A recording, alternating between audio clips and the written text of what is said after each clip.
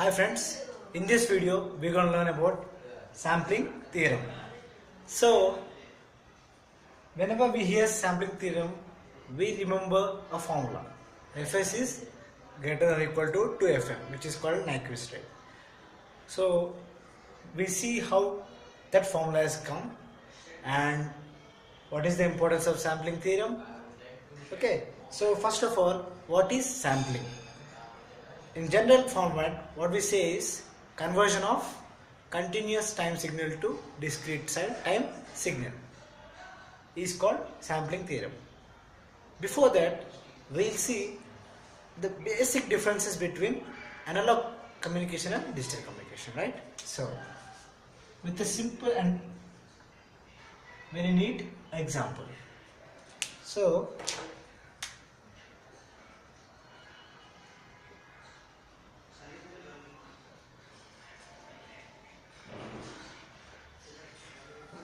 right? So here.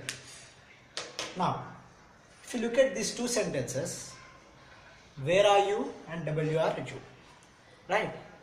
So, the major we're seeing the differences between them. Okay, this indicates where are you.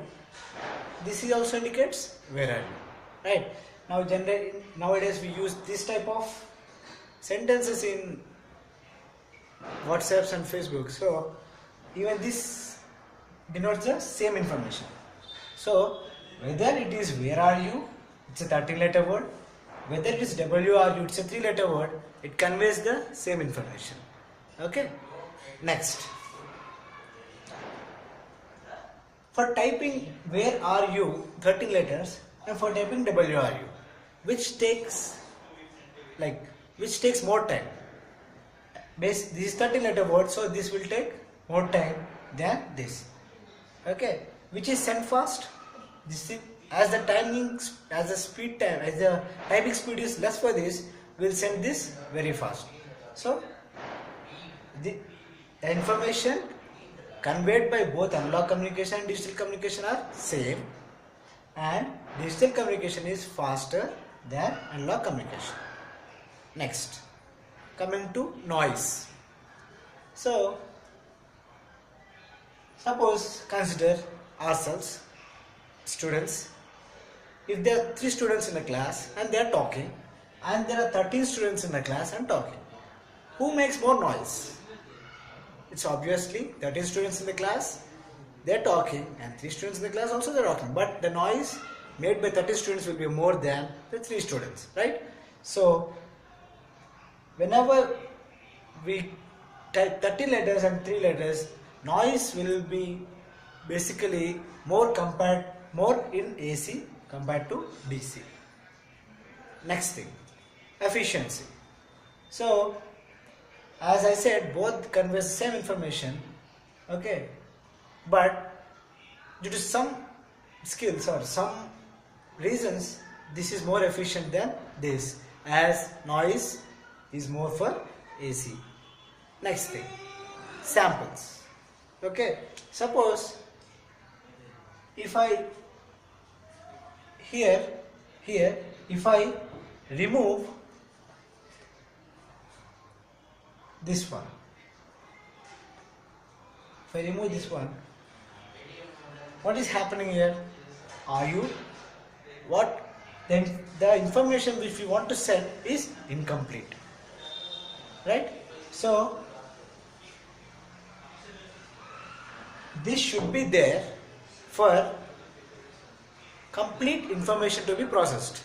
That means there should be some samples, some important samples definitely there in the message, so that whole information is conveyed, right? Suppose I'll add one sample here. Okay, it conveys where are you or who are you. Okay, so if I know the situation, like if I'm talking to my friend who is in somewhere, so I'll ask where are you, right? So this conveys where are you. Then again I'll add where are you. Even this conveys my same information, where are you. Okay, that means Here in digital communication, if I add some samples, okay, nothing is changed. That means information is not changed, even though I add my samples. Here now what I'll do is, I'll remove the samples. I removed one sample. Now it is two samples. Is this a complete information? No. So there should be few samples present in the message which give or convey this information. Okay. And now if I remove another sample, is this the complete information what I want to send? No. So WRU. This is what my complete information. Okay. In DC, adding the samples to the existing message will convey the same information as before. But removing the samples from the existing message will give the wrong information to the other person, or will convey the wrong information. Okay. So from this kind of idea, this sampling theorem has emerged, which says that Fs is greater than or equal to 2Fm. Right? So there should be some samples exactly present to retrieve the whole information from a given signal. Right? So let this be my three letters. Fs equal to 2Fm. They should be present. That 3 should be present. Then only I can retrieve or recover my original signal back from the encoded signal. Right? So this is my original one. If I add my samples, that means if it is greater also, nothing is changed. I can retrieve my signal as I retrieved at Fs equal to 2Fm. Okay? So from this concept, we got this Fs is greater than or equal to 2Fm, where Fm is the maximum frequency of the message signal. Fm is maximum frequency of the message signal. Fs is sampling frequency, number of samples per second. Here we have 3 samples, right?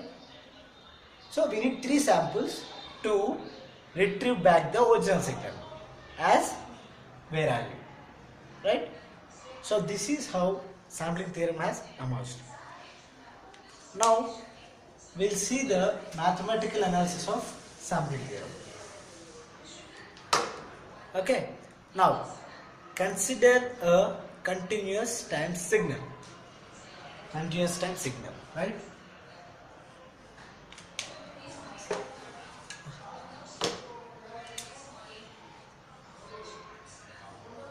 Okay. Is this my continuous time signal? Yes. This is my some x of t. This is my time domain. Why it is continuous? Why it is not discrete? Because at a given time period, it might be some 1.0006. Okay. I have the amplitude 5.0006. Okay. In the same way, 1.005, it has 5.00 something. Okay. That means when we say it is a continuous, when amplitude is continuous and also time period is also continuous, that is called a continuous time signal. Right? Now it is my continuous time signal. Next. Now, is this a band limited signal? Now, what do you mean by band limited signal? Band limited signal is, it exists only for certain duration. Only for certain duration, that too for a finite duration. Right? So this is starting at minus infinity and going to plus infinity. It is not a band limited signal, it is a band unlimited signal. Now apply Fourier transform on this band limited signal. Okay. Why we need to go for Fourier transform? Because any analysis which we do in frequency domain is easier than compared to analysis in time domain. Okay. Because now if you see convolution in time domain, what is the convolution in time domain? It is multiplication in frequency domain. Comparing convolution with the multiplication is much easier than convolution. So any mathematical part which we do, if we do it in the frequency domain, then that will be easier to retrieve the result, right? I'll do my Fourier transform. Now what will be my Fourier transform? So for any band unlimited signal, if we apply Fourier transform, we get band limited signal, which I'll get my band limited signal from omega m to minus omega m.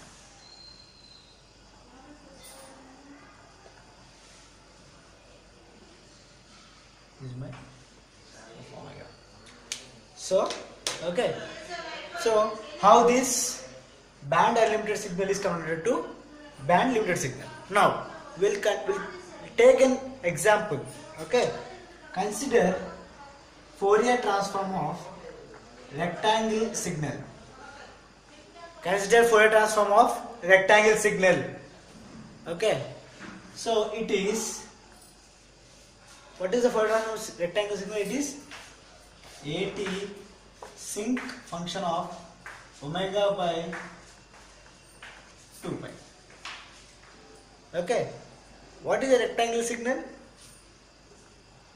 This is my rectangle signal from minus t by 2 to t by 2 with an amplitude of A, time period of t. Okay, this is my rectangle signal. Now if I apply this Fourier transform, what I am getting is sinc function, right? This is my sinc function, right? I think we all know how a sinc function looks, right? This is my sinc function. So this is a band limited signal. When I am applying Fourier transform, I am getting a band unlimited signal. In the same way, if I apply Fourier transform of band unlimited signal, I'll get band limited signal. Now you can say that, why can't you take a rectangle signal? Why can't you take a rectangle signal from minus omega m to omega m? We can even take rectangular signal also. Any band limited signal we assume. Right? Next. Okay, we are clear with this? Right. Next. Consider an impulse. Consider an impulse at 0. Okay. Now suppose my amplitude at 0 is here some 3. Okay. Now if I multiply this one with this one, what will I get? I'll get an impulse at 0 with an amplitude of 3. With an amplitude of 3. Right? In the same way, now I'll shift my impulse to this side, and again I'll multiply. Whatever amplitude here it is, that will come here, right? So that will see in here the multiplication factor. So in the same way, I want the impulses to be from minus infinity to infinity, because my continuous time signal is from minus infinity to infinity. So I'll consider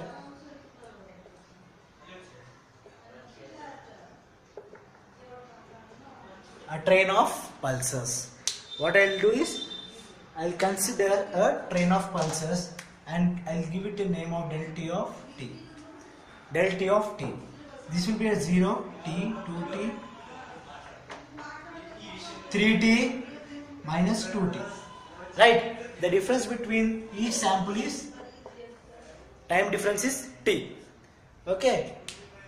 So, I denote it with delta t of t, and it is also called as comb function, comb of t, because it looks like a comb when we draw all the pulses from minus t to infinity, it looks like comb function. Okay, next.